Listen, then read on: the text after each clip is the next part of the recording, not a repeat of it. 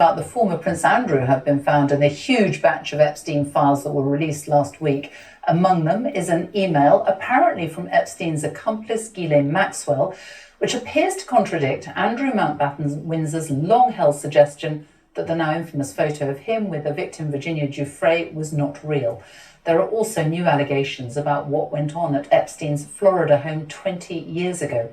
Andrew Mountbatten-Windsor has always denied any wrongdoing. Elliot Price has this report and a warning. It does include some fairly explicit details.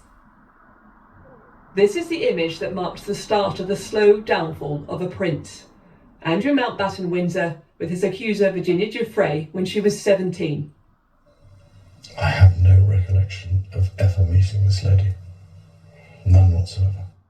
But he did meet her, and according to an email from Ghislaine Maxwell to Jeffrey Epstein, she wanted to state for the record as fact, in 2001 she was in London and met a number of friends, including the former prince, and that's when the photo was taken.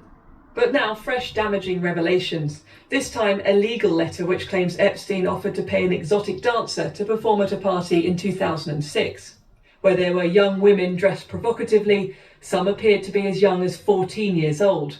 It says Epstein and the then Prince Andrew told the dancer they wanted to have a threesome and then prevailed upon her to engage in various sex acts. The BBC has approached Andrew Mountbatten-Windsor for comment. He has previously strenuously denied any wrongdoing. It's all added to calls for him to testify in the US about what he knew about Epstein. I am so proud of the woman who has come forward because it helps so many of us when survivors come forward, to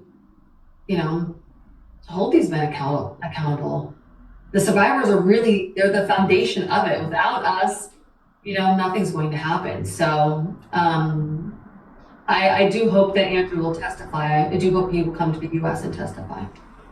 Buckingham Palace has previously said that's a matter for him and his conscience. But if a picture paints 1,000 words, there have been just too many pictures for the palace to bear. These, recently released in the Epstein files, showing the king's brother crouching on all fours over an unidentified woman. And then these, the former prince out riding in the grounds near his Windsor mansion, and later waving at passers-by on Monday.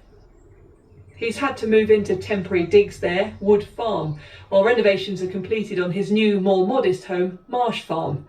On the king's private estate, he may be out of the public eye, but the public humiliation may keep coming. Ellie Price,